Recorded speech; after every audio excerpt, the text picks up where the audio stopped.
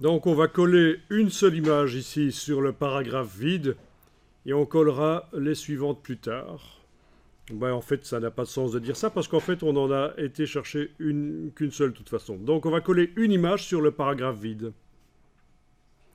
Alors oui, on va éventuellement redimensionner l'image pour qu'elle ait une dimension inférieure à une largeur de colonne. Et on va se servir d'un bloc mesureur éventuellement. C'est une bonne astuce dans InDesign. Alors on y va. Dans InDesign, vous allez créer un bloc. Vous prenez ici l'outil de création de rectangle. Vous tracez sur le côté là. Vous pouvez lui donner une couleur de fond à ce bloc que vous avez tracé. Donc on met la case de fond en avant-plan. D'accord? Et la couleur, je vais aller la chercher dans le nuancier. Menu fenêtre, couleur, nuancier. Menu fenêtre, couleur, nuancier. Donc, en ayant le bloc sélectionné, celui que vous avez fait, vous lui mettez une couleur. Ok, on est d'accord? Vous y arrivez? Et alors, vous allez prendre les poignées avec la flèche noire et mettre le bloc par-dessus une colonne comme ça. Voilà. Et ça, il a donc une largeur d'une colonne de texte. Toutes les colonnes ont la même largeur. Et puis, ce bloc, vous l'amenez près de l'image, là, comme ça. Et vous voyez tout de suite que l'image est plus petite ou plus grande que le bloc. Il va donc falloir la redimensionner s'il est trop grande. Et pour la redimensionner, vous cliquez sur elle. Le conteneur de l'image est bien bleu. Si vous avez double-cliqué et c'est brun, c'est pas bon. Vous êtes descendu au niveau du contenu. Dans ce cas-là, vous cliquez à côté. Vous cliquez bien sur l'image.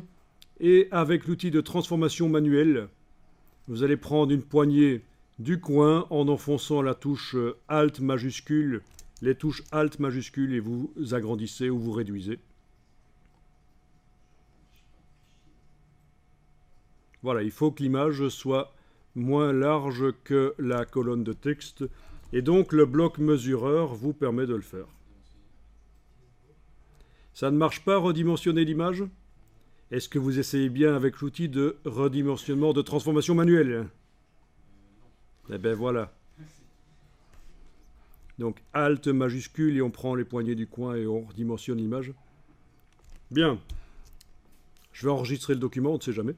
Alors cette astuce du bloc mesureur, bon ici c'était pas super nécessaire, mais c'était l'occasion d'en parler. C'est vraiment utile à plein de moments dans InDesign.